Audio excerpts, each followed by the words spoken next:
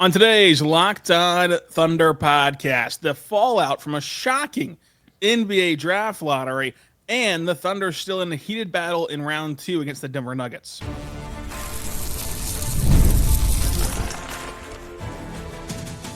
You are Locked On Thunder, your daily Oklahoma City Thunder podcast, part of the Locked On Podcast Network, your team every day. Let's get it going on the Locked On Thunder podcast, on the Locked On Podcast Network, your team every day. I'm your host, media member, and beat writer for Thunder on SI, Rylan Stiles. Follow me on Twitter at Rylan_Stiles. Follow the show on Twitter at LOThunderPod. Email the show at LOThunderPod@gmail.com. On today's show, brought to you by FanDuel. Right now, new customers get $200 in bonus bets when your first $5 bet wins. We're here with Michael Martin. Let's talk Thunder on YouTube to discuss the Oklahoma City Thunder and their second-round series with the Denver Nuggets.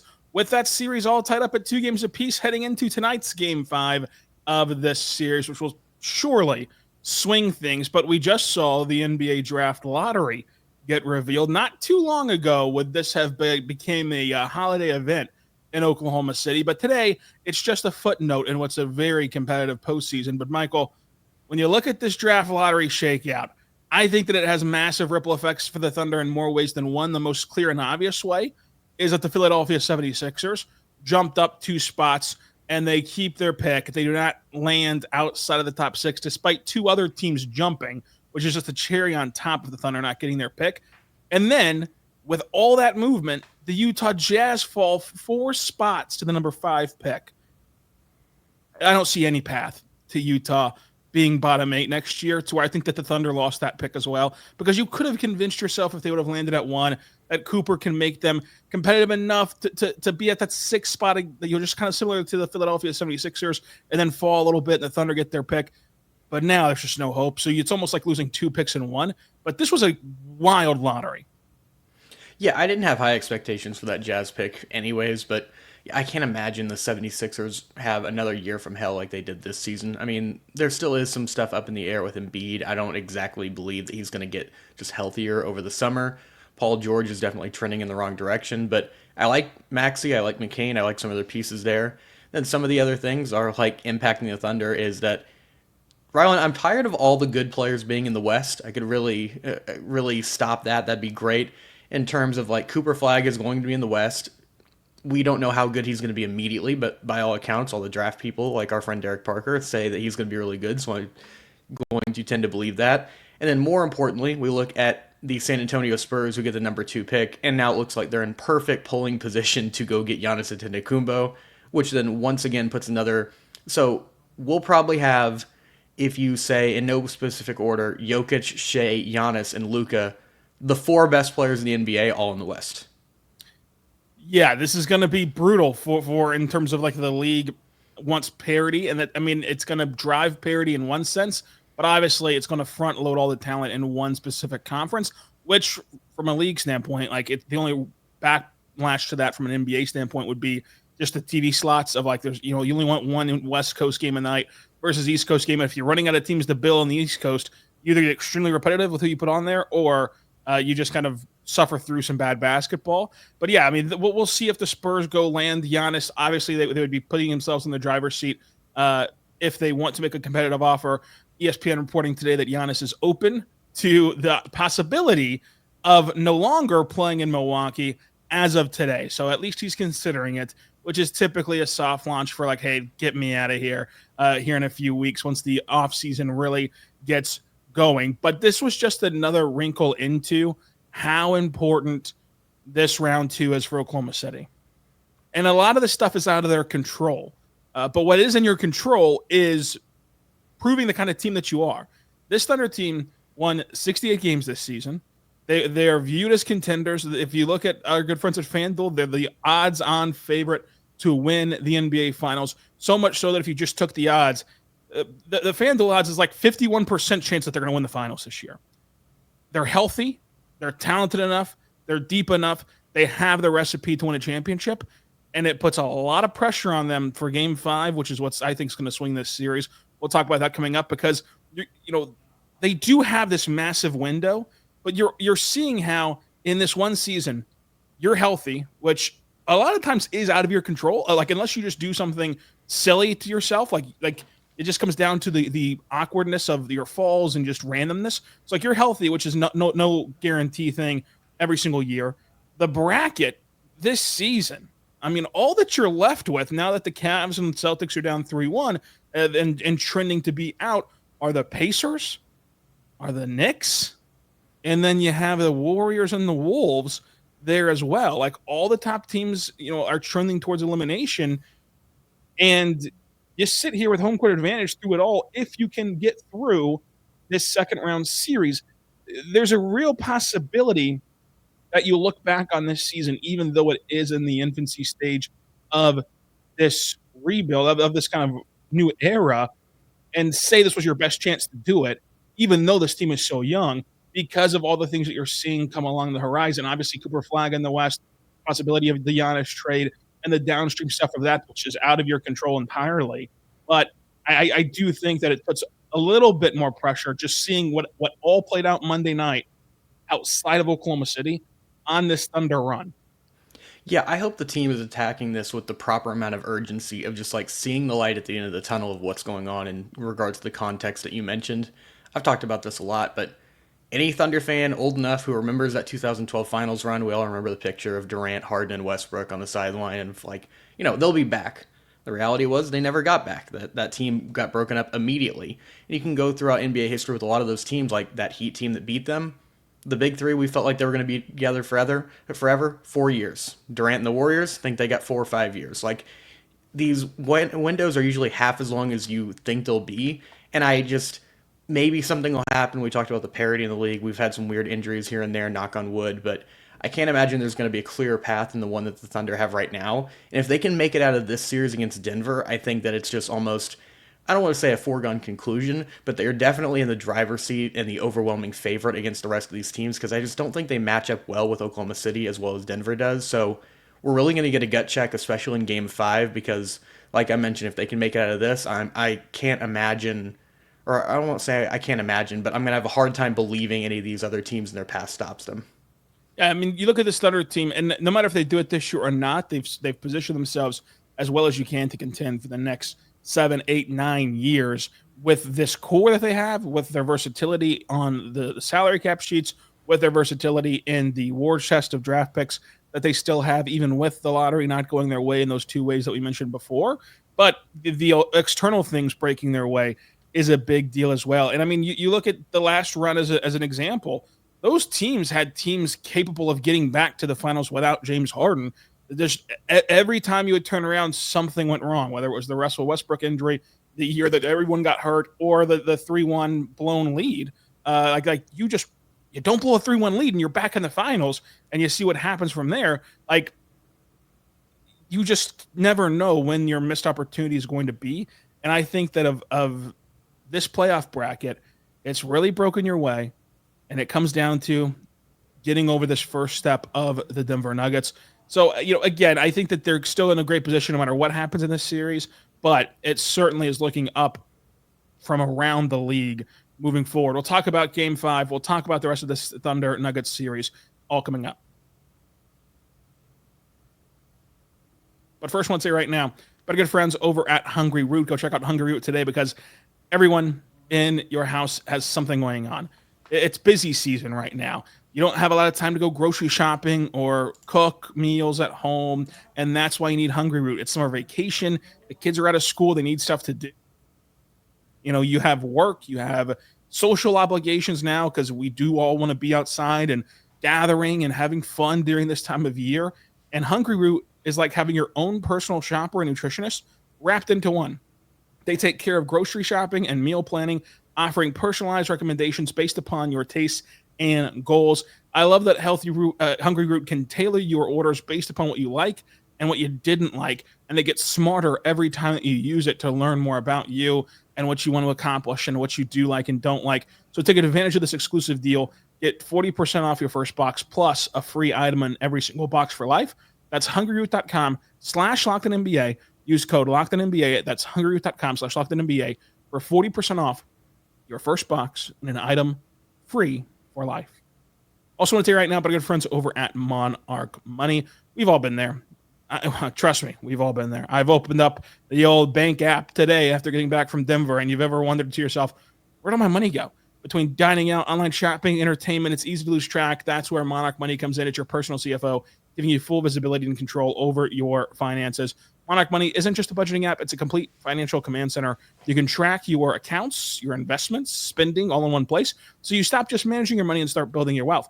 The all-in-one convenience of it is the most important reason for me to do it, because instead of juggling multiple apps, you can use Monarch Money to check your finances, track your spending, and even plan your long-term goals. Take control of your finances with Monarch Money. Use code LOCKEDONNBA at monarchmoney.com, 50% off for your first year. That's monarchmoney.com, LOCKEDONNBA, half off your first year. We're back on the Locked On Thunder podcast, on the Locked On Podcast Network, your teams every day. Man, this NBA draft lottery could not have shaken out better for the NBA in terms of storylines. Dallas trades Luka. Oh, here you go. Here's Cooper Flagg in your city. The Spurs have Wemby and Giannis wants a trade. Okay, here you go, Spurs. Have the number 2 pick. Jump up 6 spots and have an ability to go trade for Giannis, clearly. And then the Sixers, they go up 2 spots to try to use this asset as an ability to get back on track. I mean, a lot of what derailed them was injury, but they also just clearly didn't have a super talented roster in general. So like this number 3 pick could be used not just as drafting a rookie, but it could be used to help supplement their roster that they currently have to try to, if Embiid is healthy, help Embiid win. Either way, it's a big market that gets the number 3 pick over Charlotte and Utah and Washington and these teams that really, really needed it. So the NBA draft lottery was all the rage today. But the Thunder have a very important Game 5 in the second round against the Denver Nuggets. What is the biggest thing that you think the Thunder have to clean up, have to adjust to, or have to execute? You can pick it in any category you want. But the biggest thing about Game 5 is what? The 3-point shooting of just the role players and overall throughout the roster. I mean, if they can space the floor, because we've seen it, Shai's a great player. He's going to get his points, but the Denver zone has been problematic for the Thunder team in terms of just like really putting them in a slog and slowing them down in terms of their ball movement and cutting and things like that. And if you can open up things where you just shoot them out of this zone, it opens the entire game up where this can really become a track meet. And, we know that they shot like unbelievably well in that game too, where they just blew them out.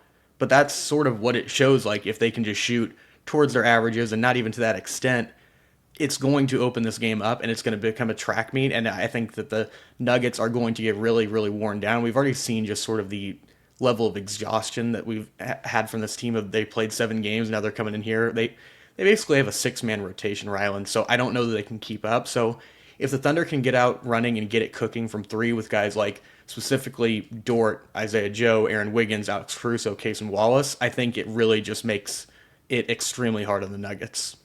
Yeah, if they can get their 3-point shot falling, that's kind of all that they need to have happen to really take control of the game flow, take control of their own destiny. And both teams shot terribly on Sunday. Both teams finished with 24% from 3. The Thunder made 10 threes. Denver made 11. Mine would be the mental mistakes, and I'll just summarize that with 2 things. The free throws, which the Thunder left 6 points on the board at the free throw line. Denver, though, was able to leave 10 on the board at the free throw line to help the Thunder win Game 4. So, like the free throw stuff, you've just got to capitalize, especially whenever you're a team that you're only sending guys like SGA to the line. Like Shai went 9 for 12 from the free throw line. That just can't happen. And I know that he only missed a couple 3 free throws. You're the MVP. You can't miss free throws. You cannot leave those points on the board. And the Nuggets will say the same thing about Nikola Jokic, who also missed 3 free throws. And then it comes down to credit to J-Dub for getting the Thunder the win at the line of going 6 for 6, all mostly in the clutch from the free throw line. But the Thunder has to clear up their free throws, and then they can't do the mental mistakes of, the double lane violation could have really, really cost the Oklahoma City Thunder in Game 4, and that's just something that you can't afford to give away or to lapse. And then you saw SGA get a little loose with the basketball at the top of the key. You saw Cason Wallace have 2 turnovers trying to throw lobs. Like, you just have to be very crisp in everything that you can control, and I think that those are parts of the game that you can really control. I get that shooting in general is make or miss, but there's a reason why people get so stressed up over free throws. You're the best free throw shooting team in the regular season. You play 82 games. It's 41 road, 41 home. I don't care about the home road thing. I don't care about anything else.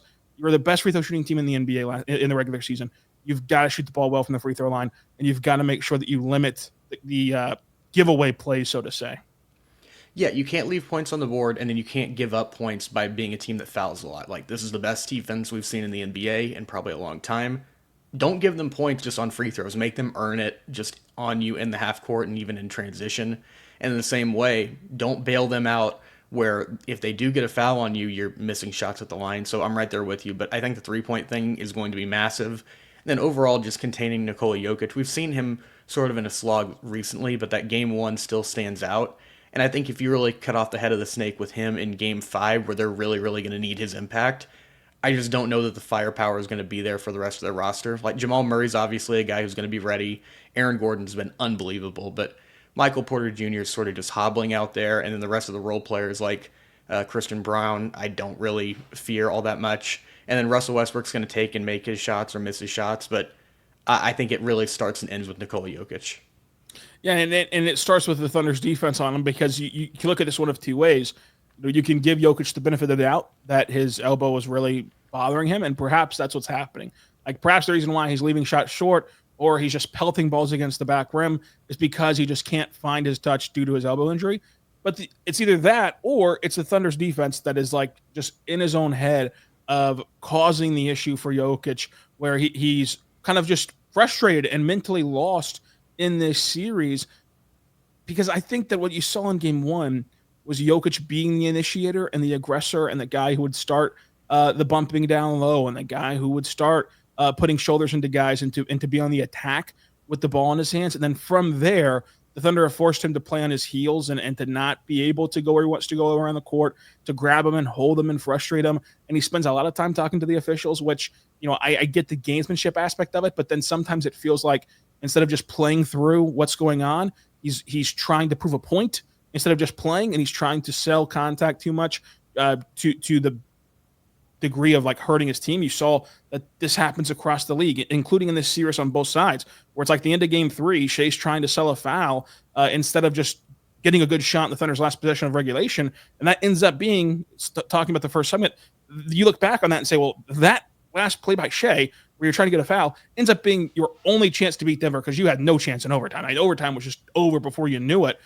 for the Thunder. It feels like Jokic is doing a little bit of that. Jokic is a bit frustrated and not really finding himself. And is that injury related or is that frustration? Either way, the Thunder can't control his injury. They can't control his frustration level. So continuing to harass him, continuing to do all the little jersey tugs and wrist holding and wraparounds that you can get away with to frustrate him in that capacity, and forcing the officials to allow that sort of contact to play, because you saw it on the other end. Like what these Denver fans who sit there and cry all night long don't realize is that in game 1, it was a great thing for Denver that Jokic was the initiator and he was putting bodies into guys, because it put the Thunder out of position and forced the Thunder to foul him. But now that he's not initiating that contact and he's not able to fight through that contact and be the first to punch, he's not getting guys on their back heels. He's not getting guys out of position, and guys aren't fouling him as much and getting called for it because it's not as obvious of a foul. Whereas in game 1, whenever you see Jokic just bulldoze somebody and now they're hunched over trying to get their wind and contest a shot all at the same time, it's a clear and obvious foul. I think that that's one of the differences, along with the inconsistencies of Cruz and the poor officiating that you see night to night. Like, Jokic not being the aggressor and being frustrated is a big deal. And if that trend continues in game 5, that's really good news for Oklahoma City. And the 3-point shot is still number 1. I think that this year you can tip your cap to them for at least shooting them, the Thunder. They just have to start making them, because like a year ago, they wouldn't even get 3-point shots off against that Dallas Mavericks defense, and now they're at least shooting them.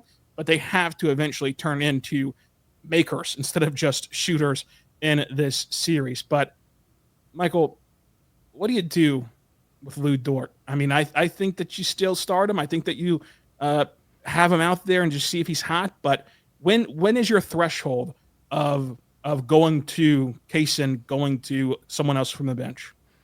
It's a great question. I mean, I'm right there with you. I'm starting him. I'm rolling him out there, especially with we know the stats of how he's shooting at home. So maybe he gets out to a great start, but I'd give him 3, 4, 5 shots and see what he has. I think he's still too integral to this team to just completely bench him. I think what's most important is just in crunch time what you do.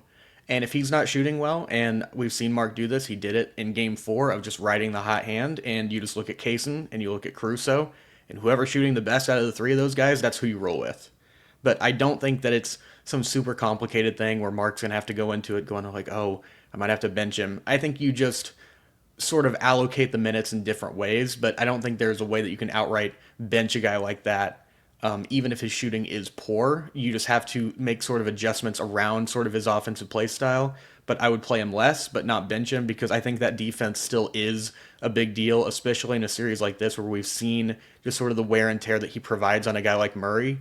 And you don't want to sort of even the odds by taking one extra guy out of your rotation and putting that extra wear and tear on a guy like Caruso, who is a bit older and has had some injuries, and a guy like Kaysen, who, although is pretty battle tested, is not a veteran like those other two. I have one more adjustment that the Thunder have to make, and then we're going to preview Game 5 and give the confidence meter of the series for this second round matchup between the Thunder and the Nuggets.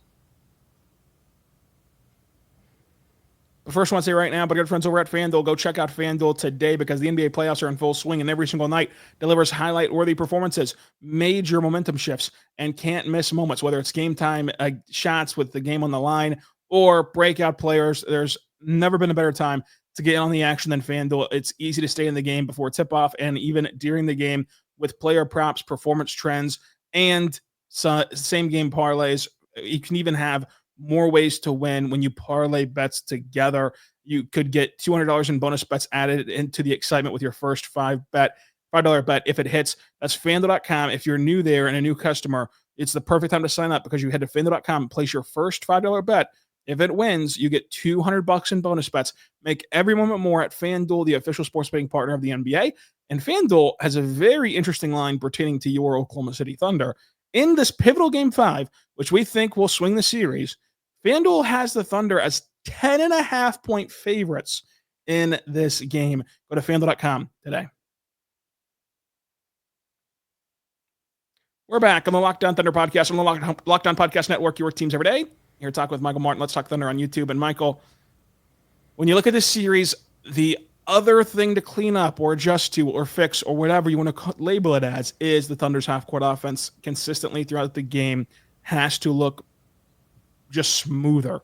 There's too many times throughout the series that for long stretches they kind of stalled out, and not just stalled out because they were missing shots, but stalled out because they weren't truly playmaking enough. Like they weren't swinging the ball around the perimeter, and they weren't trying to get into the teeth of the Denver zone defense, and they've kind of pushed them away from the rim and made them settle for some threes, some good looks, some contested ones.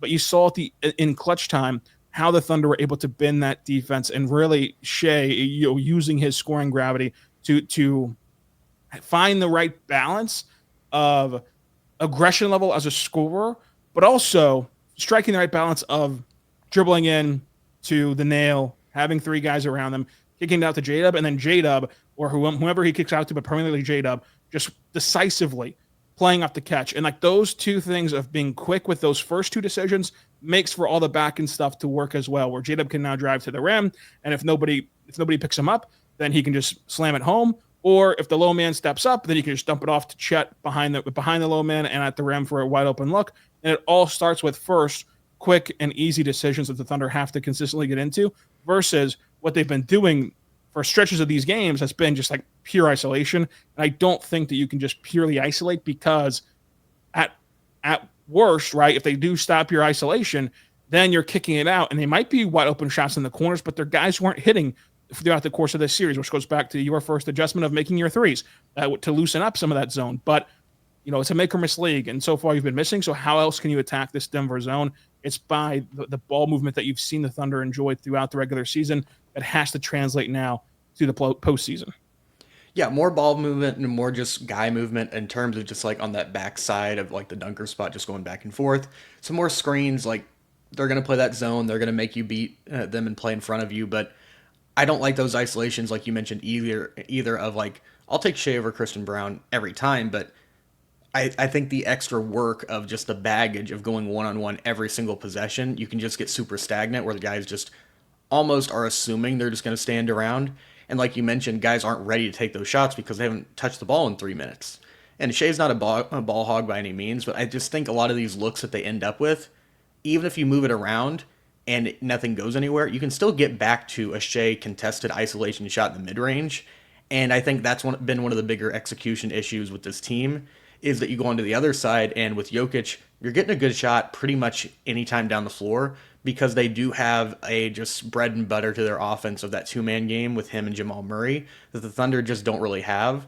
And although the Thunder do have a better defense, it's just like that action in particular just sets the defense in motion and really puts a lot of things to work. So I'm right there with you in terms of like the zone execution just has to be better. I think that you can also look to Isaiah Hartenstein, got to be more consistent with that floater that we've seen with him all season, but specifically the ball movement and just people movement I think has to change, and I'm hoping to see a few more screens on the ball for Shai.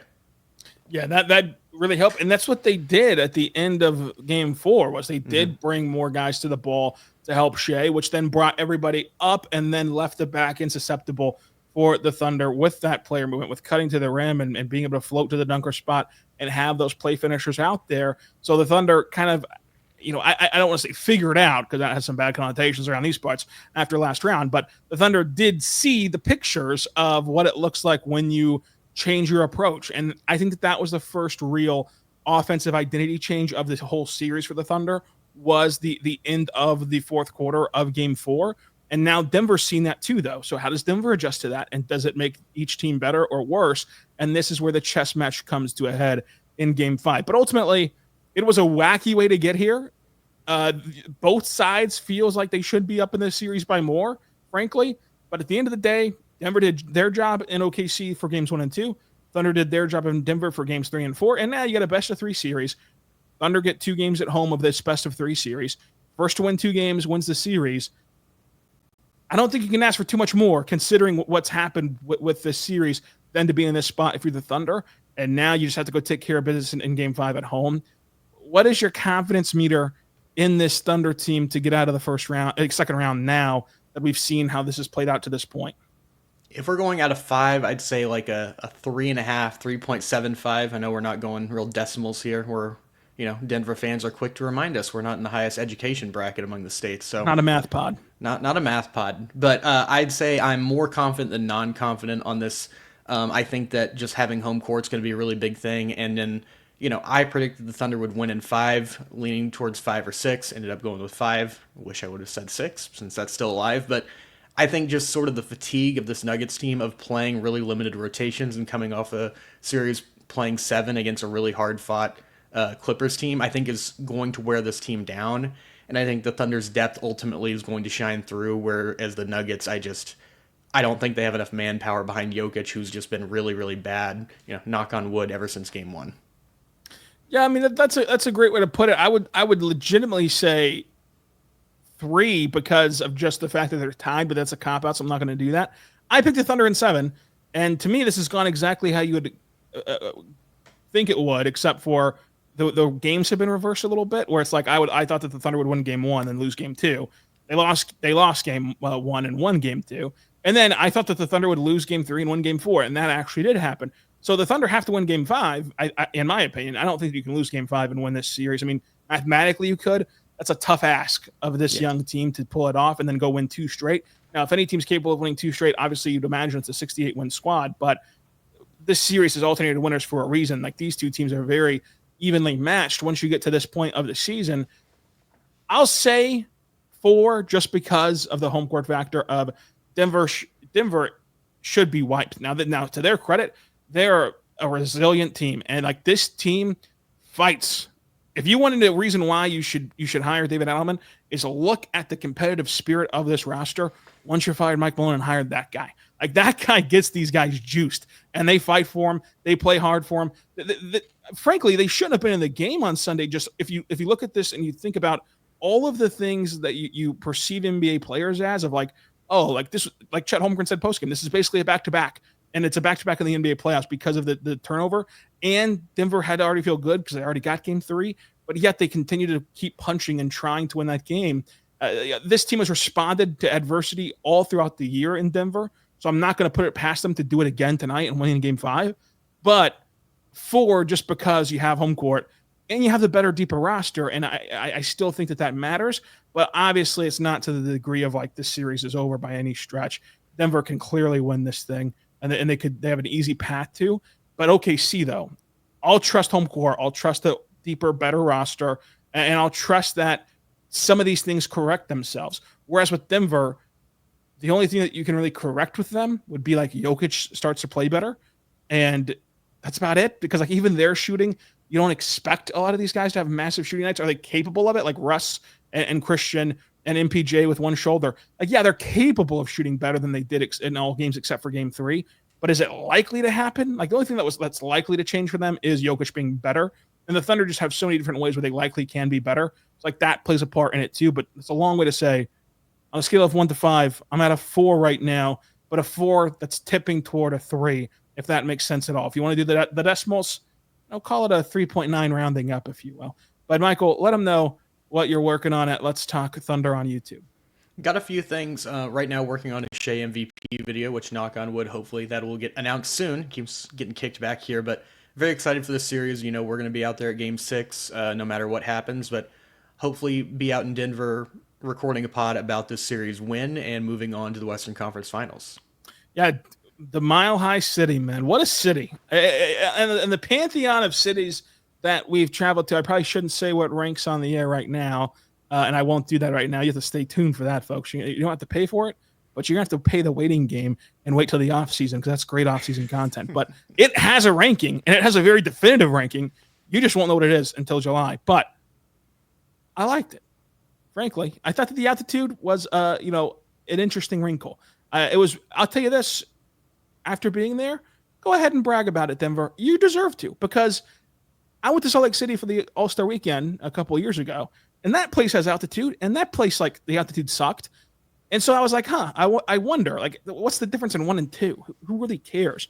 Denver, rightful number 1. So no matter what happens in this series, you can confidently say that your elevation prowess cannot be questioned at all. That's great elevation, and I love the game ops of Denver. Yeah. We'll talk about the city later, like in the summertime, but that's some of the best game ops we've ever been to. Is what they put on a show with everything off the court, from the PA to the starting lineups and the in between timeout stuff. Like all that stuff's great in Denver. Yeah, it was a fun series. I hope the Thunder are taking some notes for their next arena plans. I love their starters introduction stuff. They have a lot of things, cool things going on, but. Yeah, I thought that the altitude was real, a little bit overstated. I thought I was going to feel like that SpongeBob episode where he goes into Sandy's house and can't breathe. It would probably change things, Rylan, if we were running around and not just walking. Yeah, if you're playing basketball, I'd be cooked. Yeah, I'd be cooked. But yeah, just walking from building to building, walking from like our hotel to a Chili's, we were fine. Yeah, surprising lack of Chili's over there in Denver, by the way. That moves you down the God's country list if you don't have a Chili's on every block, so anyway, we did find plenty of places. Shout out to Sam's number 3. That was the best joint we had in Denver. So we're going back for game 6. If any of you Nugtonians, is that a proper way to say Nuggets fans? If any of you Nugtonians have recommendations in Denver that's not Sam's number 3, which I thought was fantastic, drop them down below in the comments. And until after game 5, be good and be good to one another.